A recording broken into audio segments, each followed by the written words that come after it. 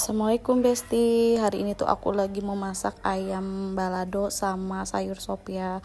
Karena berhubung cuaca di Jakarta itu mendung.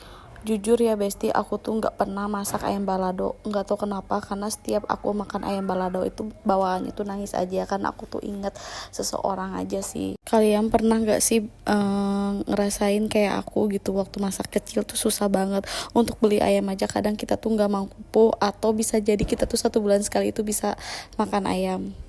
Oke ya, nanti aku akan ceritain, tapi ini jangan salfok dulu sama aku karena aku tuh lupa cara gimana ngeblender, dan akhirnya ternyata kalau nggak pakai tutup dia nggak akan bisa ngeblender ya. Ini tuh aku pakai chopper ya, karena biar agak-agak kasar gitu untuk bumbu baladonya. Lanjut aku cerita ya.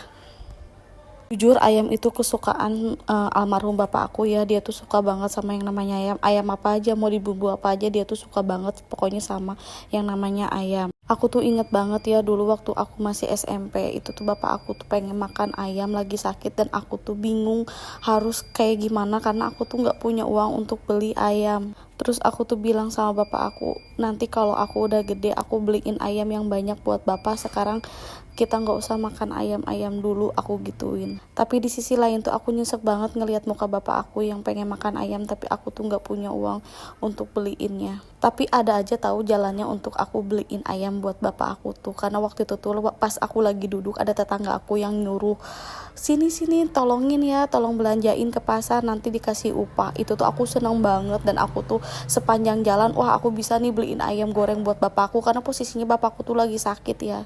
Alhamdulillah ya, setelah aku dapat upah, sorenya itu aku langsung beliin ayam goreng buat bapak aku. Dada mentok, dia tuh suka banget sama yang namanya dada mentok. Pas aku beliin tuh dia lagi tidur ya, karena dia sesek dada, kan bapakku tuh punya jantung. Terus aku bangunin, ini pak ayam goreng buat bapak. Terus bapakku tuh bilang, ini uangnya dari mana? Aku bilang, aku disuruh orang. Seketika dia tuh langsung dong nangis. Dia tuh bilang, maafin ya bapak, udah nyusahin kamu, udah bikin kamu disuruh-suruh sama orang. Aku bilang, gak apa-apa pak, aku ikhlas kok, yang penting bapak sembuh ya. Karena aku tuh sayang banget sama bapak aku. Kenapa?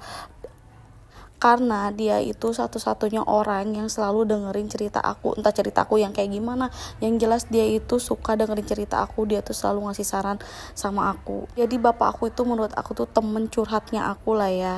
Seandainya ya masih ada bapak aku ya, pasti dia tuh senang banget kalau misalkan anak perempuannya itu masakin buat bapaknya.